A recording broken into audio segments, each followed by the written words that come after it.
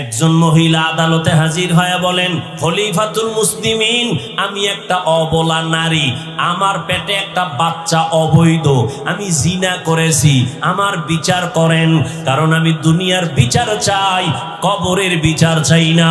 আমি দুনিয়ার বিচার চাই, হাসরের ময়দানের বিচার চাই না। আমার পেটে একটা বাচ্চা অবৈধ, আমি জিনা করেছি, আমি জিনাকারিনী একটা নারী, আমার বিচার করেন। আমার আল্লাহর ভয় তাকওয়া না থাকলে এটা সম্ভব না।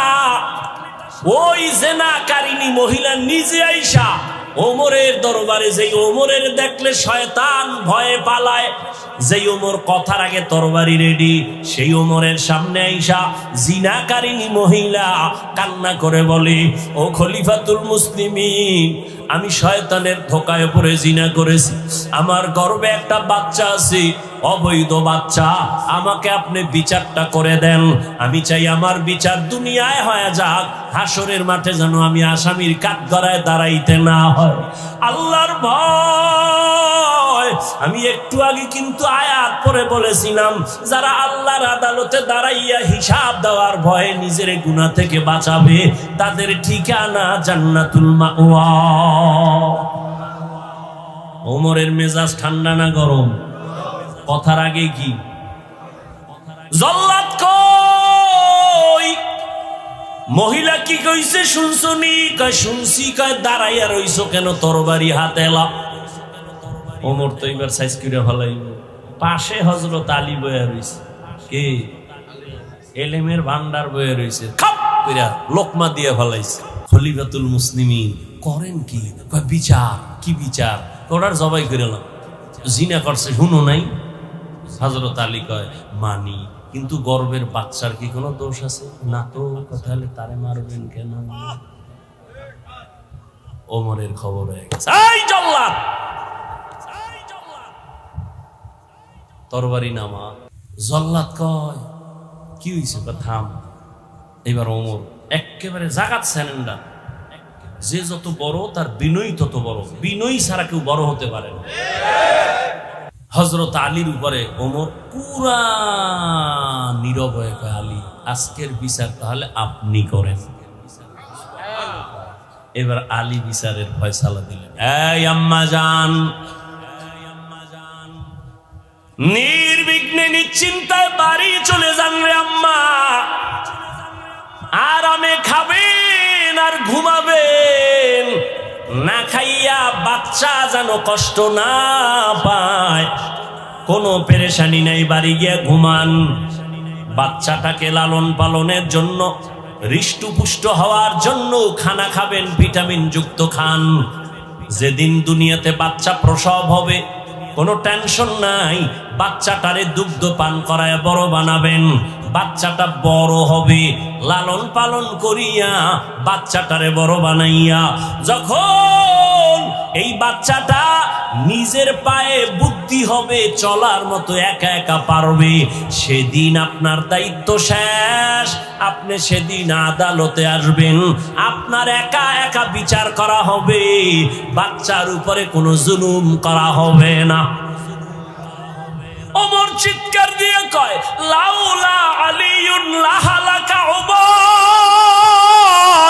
আজকে যদি আলী না হইতো, আমি ওমর জালেমের খাতায় নাম লেখাইয়া ধ্বংস হয়ে যাইতাম। কারণ ওই মহিলারে জবাই করলে তো বাচ্চা হত্যার অপরাধে আল্লাহর কাছে আসামি হয়ে যাইতাম। আজ আলী আছে, আল্লাহ আলীর মাধ্যমে আমাকে হেফাজত করেছি। এলমে রায়া জাজু করদান বেহিসাব, খলকে রাদাদান জওয়াবে বাসওয়াব। তাকওয়া বড় দামি এক সম্পদ। নবী কয় তাকওয়া অন্তরে থাকে, অন্তরে থাকে, অন্তরে থাকে। বাঙালি বড় চালাক, কি কয়? তাকওয়া তো অন্তরে আছে, নামাজ না পড়লে অসুবিধা কি আছে? তাকওয়া তো অন্তরে আছে, টুপি টুপি না পরলে অসুবিধা কি? তাকওয়া তো অন্তরে আছে। পর্দা না করলে অসুবিধা কি? তাকওয়া তো অন্তরে নিয়ে ঘুরি। আবার হাদিসও কয়, আল্লাহ নবী কয়, আল্লাহ অন্তর দেখে বিচার করে। অতএব কোনো টেনশন নাই।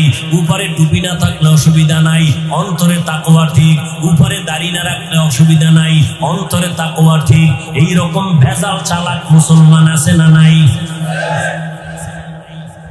একটা বাচ্চা জ্বর, কি মায়ে গেছে কুড়িগ্রাম হসপিটালে। কোন হসপিটাল? এই পেস্টাস লাগায় না, এটা কথার কথা বলতেছে। এটা বলে আবার কইবেন কোন মহিলা কুড়িগ্রামের, গ্রামের নাম কোন না? কুড়িটা গ্রাম আছে, কোন গ্রামে?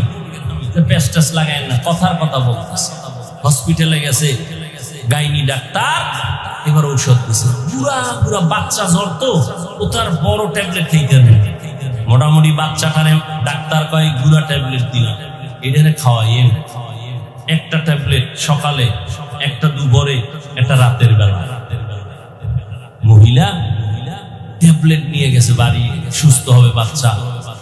সকালবেলা খাওয়াই একটা ট্যাবলেট দিছে, তিতা। ওদিকে আবার জ্বর, জিহ্বায় যখন লাগছে না, বাচ্চাকে মরবো, এই ট্যাবলেট আর খাবে। মহিলাদের বুদ্ধি কম, কিন্তু হঠাৎ বুদ্ধি আছে। কি বুদ্ধি? হঠাৎ বুদ্ধি আছে। বুদ্ধি কম কিন্তু হঠাৎ বুদ্ধি বেশি। হঠাৎ একটা বুদ্ধি দিয়া ভালো, যেই বুদ্ধির ঠেলায় ঘরে আগুন লেগে যাবে। জাগা কি? দুই ভাইয়ের মধ্যে রক্তক্ষয়ী সংঘর্ষ, দুই আল্লাহর বান্দির কারণে। আল্লাহ হেদায়েত দান করুন। মায় বুদ্ধি কইরা স্বামীরে টেলিফোন করছে, কই তুমি? কুড়িগ্রাম বাজারে। গুরু তো 1 কেজি মিষ্টি লই আইও, নিচে মিষ্টি। মা বুদ্ধি কইরা মিষ্টির ভিতরে একটা ট্যাবলেট ঢুকাইয়া এইবার বাবার একটা, বাবা একটা মিষ্টি খাইছে, ধুইয়া মা গেছে গিয়া দূরে। ও মিষ্টি খাইবে, ভিতরে দিয়া ট্যাবলেট ভিতরে চলে যাবে। বাঙালির বাচ্চা না, বড় চালু।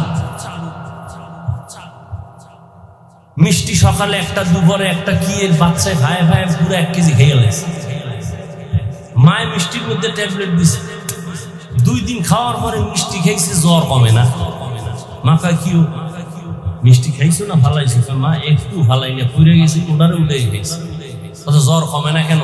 পুরাটা খাইছো? কহ ভালো কইরা ক। ভালো কইরা কইছো, তবে মিষ্টির ভিতরে পিসি ছিল, এটা ভালাই দিছে। মিষ্টির ভিতরে কি ছিল? কি কি? ট্যাবলেট। ভালো করে বুঝো, ভালো করে বুঝুনি মুমিন। তাকওয়া তোমার জীবনের বড় একটা অর্জন।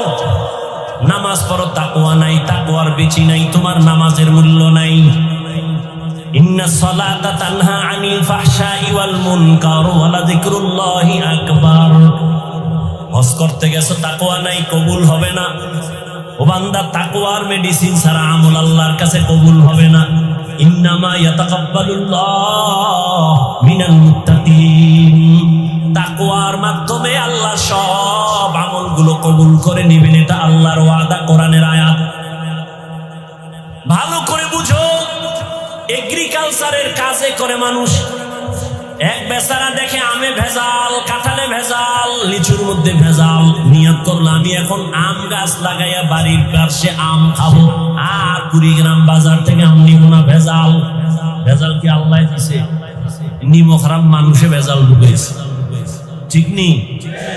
মানুষ কত খারাপ, আল্লাহ তো ভালো জিনিসটারে ভেজাল বানায় ফেলাইছে। আকাম। আল্লাহ হেদায়াত দান করুন। এবার বান্দা আসল নির্ভেজাল আম খাওয়ার জন্য নিজে আমের ভেতরের অংশ শব্দটার আপনার এলাকায় কি কয়? বড়া। বড়া কেউ বলে আটি, কয়া, যাক এটা নতুন নাম ভাই।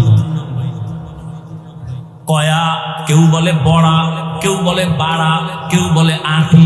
আটি বুঝেন তো? আটি। আচ্ছা, এবার আমাকে বলেন হোক হিসাব করে, আমি কিন্তু একটা ফাউল কথা বলতেছি না, বুঝাবার স্বার্থে বলতেছি। আমের আটি নরম না শক্ত? ভেতরের অংশ কিছু আছে জানেন ভিতরে, ওটা কিন্তু আসল, ওটা অঙ্কুর। নরম না শক্ত? নরম। বেচারাই আমের আটি বা কয়া মাটির ভিতরে দিছে, চারা হবে, আম হবে।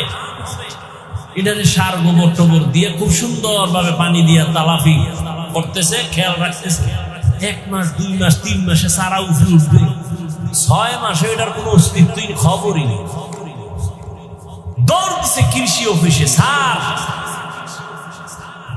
আমের আটি মাটির মধ্যে রোপণ করলাম, তাজা আম খাবো, কিন্তু ভেতর থেকে কোনো চারাই উপরে উঠে না, একটু পরীক্ষা করবেন নি? সার গোবর দিছুনি কয়ে দিছি, কয়ে চল। এবার আইসে এগ্রিকালচারের লোক পরীক্ষা কইরা এবার দেখে চারা কেন হয় না, এবার রেজাল্ট দিয়ে দিছে, শোনো তুমি যে আমের কয়া মাটির নিচে দিছো, এই যে ভিতরে একটা অঙ্কুর, ওইটা পচা, পচার কারণে উপরে চারা উঠে নেই। যদি উপরে চারা উঠতো তাহলে বোঝা যাইতো ভেতরের অঙ্কুর কি তাজা। যেহেতু তোমার উপরে চারা উঠে নাই, পাতা দেখা যায় না, গাছের নমুনা নাই, প্রমাণ হয়ে গেল ভেতরের অঙ্কুর মরা, তাজা না মরা। বুঝো, ভালো করে বুঝো। যাদের অন্তরে আল্লাহর ভয় তাকওয়া থাকবে, তাদের তাকওয়ার চারা হবে মাথায় টুপি। যাদের অন্তরে তাকওয়া থাকবে, তাদের গালের মধ্যে তাকওয়ার চারা থাকবে, দাড়ি, তাদের সুন্নতি পোশাক থাকবে তাকওয়ার চারা। কিন্তু চিল্লাইয়া কয় আমার অন্তরে তাকওয়া, অন্তরে তাকওয়া, মাথায় টুপির চারা নাই, তাকওয়ার চারা গালে দাড়ি নাই, তাকওয়ার চারা সুন্নতের পোশাক নাই। রেজাল্ট কি? রেজাল্ট ওইটা তোমার ভেতরের তাকওয়া পুরাটাই পচা।